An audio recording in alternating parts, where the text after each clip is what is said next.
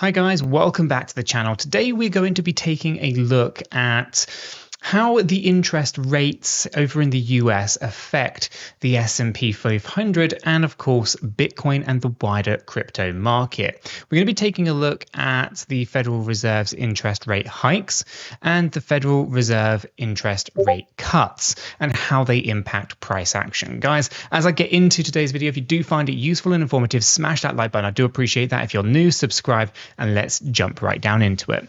So here we have the interest rates over in the US. That is the dark blue line coming through the chart here. We then have the S&P 500 depicted in the kind of light blue color in the charts as well. We have some lines coming down the chart as well. These are basically showing us where the interest rates have been cut historically, and we can also draw a few in for when the rates are hiked. But I wanted to do is spend a little bit of time talking about these. Obviously, you know, as far as we can go all the way back, there's only a certain amount of data in TradingView here, and so we're going to go ahead and we're going to start things off over this side. Okay, I'm going to turn it off auto so that we can see. So we're starting off in 1995. That's where our data is starting from here. You can, of course, find data that goes further back, but for the purpose of today's video, we're just going to start in 1995. So here we can see that during this time of 1995 all the way through to basically the year 2000, I should say, so a 5-year span. In this moment in time, there's actually a few things that are going on. There's rate cuts and hikes and cuts and hikes. Now, in here, we can see that the S&P 500 grew a little bit, and then it started to decline quite aggressively during this time period. But it also had a couple of moments where it started to spurt to the upside before aggressively coming back down again. Now, here you can argue that this is actually a reasonably stable time.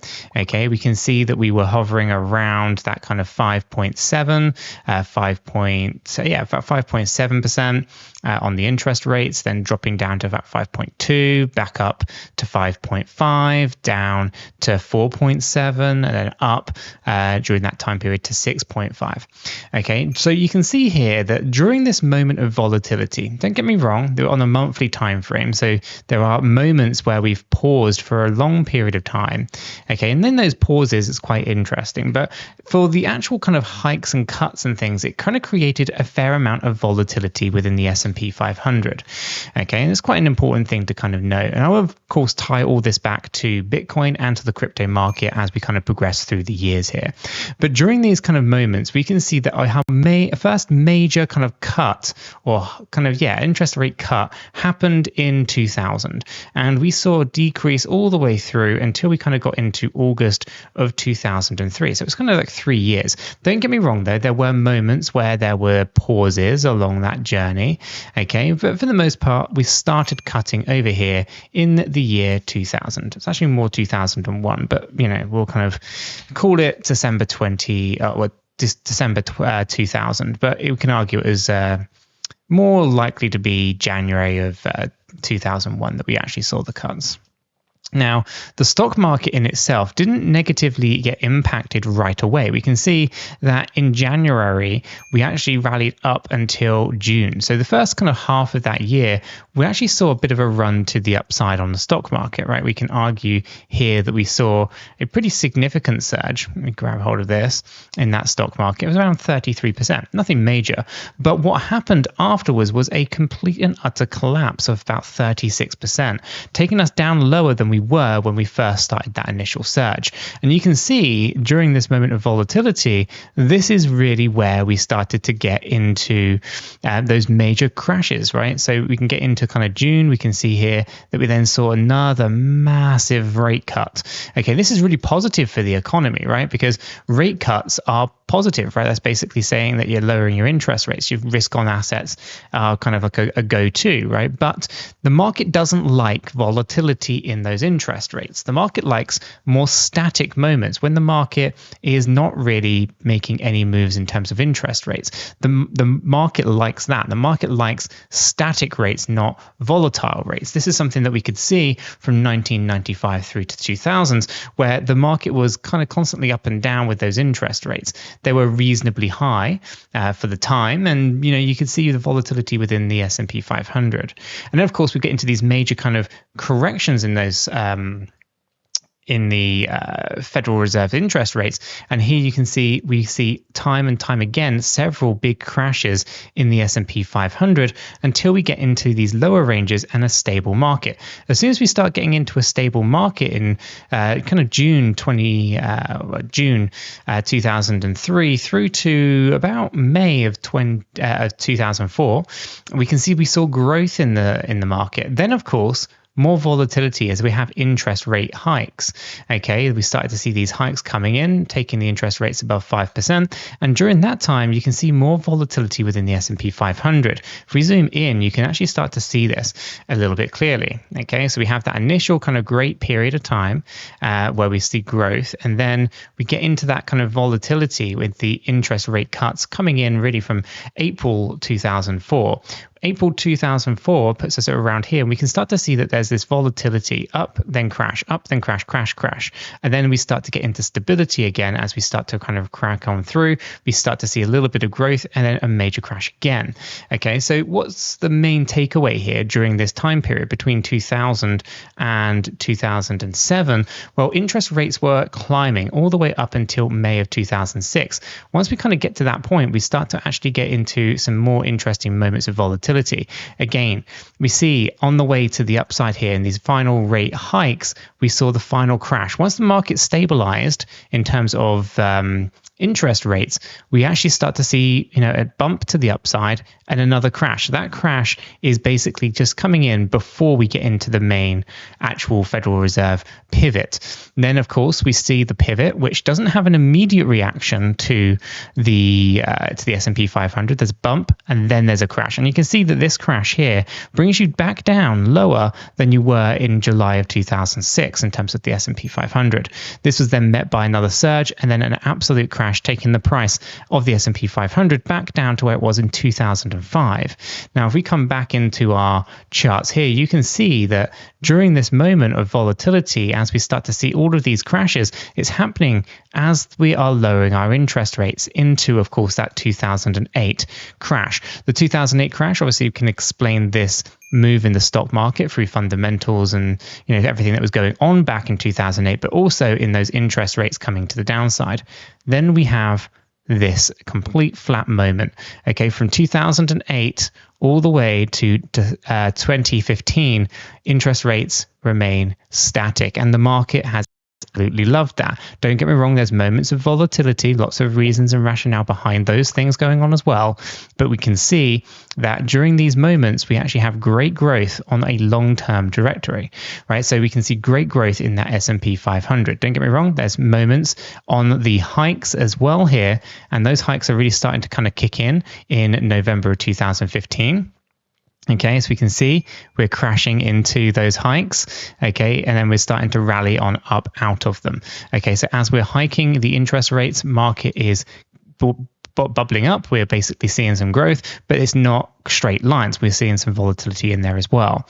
Then we get into the flat moment just before, of course, we have another cut, and that cut brings in more volatility, another crash in the S&P 500, and that brings us to 2020. Through 2020 into 2022, what do we see in the S&P 500? Well, during that moment of March 2020, we see great growth in the S&P 500. Money printer was on, so it was all great. And then, of course, we get into July of 2021, we start to see money kind of being extracted out of the market into 2022's bear market. And, of course, we see those interest rates starting to climb up. Okay, and they're climbing up from March 2020 all the way up to July 2023. Okay, and what do we see during this moment to the upside? We see some volatility here, and we can see that basically we have one last kind of crash in the market leading into that static period. That static period still led more bleeding in the market. The stock market, the S&P 500, has collapsed down quite aggressively since we started to see these rate increases, which is kind of a bit of an interesting one considering the previous interest rate hikes haven't had as much of a dramatic effect on the S&P 500 as the most recent one. This most recent one has kind of been, I guess, overinflated due to everything that was going on with the pandemic, the printing and the amount of money that was flowing into the stock market, into the S&P 500 during 2020, 2021, and lots of liquidity has been extracted since. Now we're on the cusp of another, Federal Reserve pivot. And if history repeats itself, what we're going to see in this moment is going to be another crash in the stock market, as historically we have seen these after a Federal Reserve pivot every single time. So what does that mean for Bitcoin? Well, we can bring Bitcoin into the chart here as well. Okay, and we can see that in here. Okay, we can see obviously we don't have as much data, and we can see that for the most part, Bitcoin has actually been quite, okay for when we have seen interest rate hikes. And in these moments, and I want to kind of highlight on this area between July of August, I guess, 2015 through to the peak in December of 2017. Although our interest rates are increasing during this time, Bitcoin didn't just go up, up, and up, and up, and up. There are actually lots of 40 to 50% corrections on that journey. So there was actually a lot of liquidity being extracted on the way to the upside. Although Bitcoin go up into a new all-time high, yes, and that was fantastic, there was a lot of, I guess, liquidity being extracted and a lot of people wrecked during that moment as well. Then, of course, we start to see that typical kind of moves to the downside. We then see, of course, a rally up into June of 2019 during those flat periods. And then the Federal Reserve pivoted. Right here on this dashed line, you can see it really clear for Bitcoin. This is exactly where the Fed pivoted and basically cut interest rates. And you can see that this is where the bear market was. Okay, well, I say bear market, this is where the first correction from a kind of bear market rally was. Okay, so we rally out of the bear market, we have the first kind of major crash. This crash was driven, at least it looks, for many reasons, as a Federal Reserve pivoting right in here, all the way down into March of 2020, which of course we can see is where our this kind of correction finished. Just after that bear market low, we rally up, we have this first correction ending in 2020, in March 2020, before we get into that kind of big run to the upside for BTC. And that run happens to coincide with no changes to the interest rates. Then, of course, what do we see? We start to see interest rates start to climb in February of 2020. And here we can see more volatility. So we had the double peak, okay, kind of ending off, October, November of 2021. And as soon as we go into 2022, we can start to see interest rates starting to climb up and Bitcoin negatively being reacted to that until December of 2022. Here we start to see little increases and pauses occurring, okay, in interest rates. And here we know that the market likes a static interest rate. It doesn't like volatility. And so you can see Bitcoin also rallying up. This is driven a lot from fundamentals as well, outside of everything that we kind of spoke about in terms of just interest rates. We know that ETFs were playing a key role in kind of coming out of this bear market of 2022. Obviously, lots of damages, FTX and all that kind of stuff going on. And we got into a new all-time high recently. And, we are kind of on the cusp of another Federal Reserve pivot, which brings us to what is the most probable scenario. Well, the most probable scenario, if history does repeat itself, is that we are going to see a correction in the stock market and we're going to see a correction in BTC. Okay, now, obviously, Bitcoin's history here is really small in comparison to that of the S&P 500. And there are, of course, some interesting correlations between the price action of the S&P 500, the price action of Bitcoin, and the Federal Reserve interest rates, whether they are cut, whether they are being hiked, or whether they are just static. I don't think it generally matters terribly too much what that percentage is, as long as it's predictable and the market can kind of react to, no news, essentially a static interest rate. So what's really interesting is when we were obviously taking a look at the other day, which was the US elections and how they played a role in potentially Bitcoin's price action across the years. And obviously where our elections potentially fall in line with, of course, the interest rates and things like that, which is quite an interesting one to keep an eye on as well. So for the most part, and I'll bring that up on here as well. So if I bring up our data here on the weekly, this is what we were looking at the other day, okay, where we were taking a look at the election years in relation to Bitcoin's price action. Let me go ahead and turn off those because we don't need those ones on. So you can see Bitcoin's price action across the election years. This is what we were looking at the other day. If I go ahead and try and compare the US interest rates, which I can't find in crypto, it'll be over here. Throw that on. Here we can see now the yellow line is our interest rates from the Fed, and we have all of our election years as well. So we can see that we started to see interest rate hikes during election year over in 2016. Okay, we're going to see hikes in the year one, which obviously led us into our bullish market. Bear market interest rates were continuing to rise up. Our pre-election year, which is basically bear market reversal, we can see static or cuts, and then our election year cut right back and then rally up again. No changes in year one. Year two, bear market, you see increase in the interest rates. Pre-election year, you can see it stabilizing. Year of the election, we're looking for the interest rate cut. So as we can see, we have had the last election year and this election year potentially being the years where we see the Federal Reserve cut interest rates. And if we go all the way back to 2016, we can see that was the year where there was actually a rate hike rather than cut. But it looks pretty consistent. If we were to see a cut here, it would be very much in line with where we were back in 2020, where we could potentially see year one being the year that we rally to the upside. So there's a lot of correlation between the interest rates, the US election, the S&P 500 and BTC.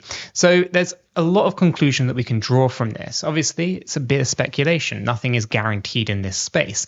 But you can let me know what your thoughts are on all of this in the comments below. Do you think the Federal Reserve's interest rate cuts and hikes have a direct impact on the S&P 500 and, of course, the crypto market as a whole? Or do you think it's more led from the US election and things like that? Let me know. If you found this video useful, informative, smash the like button. If you're new to the channel, subscribe. And if you haven't done so yet, check out my second channel where I go through a lot of the technical analysis on cryptocurrency assets.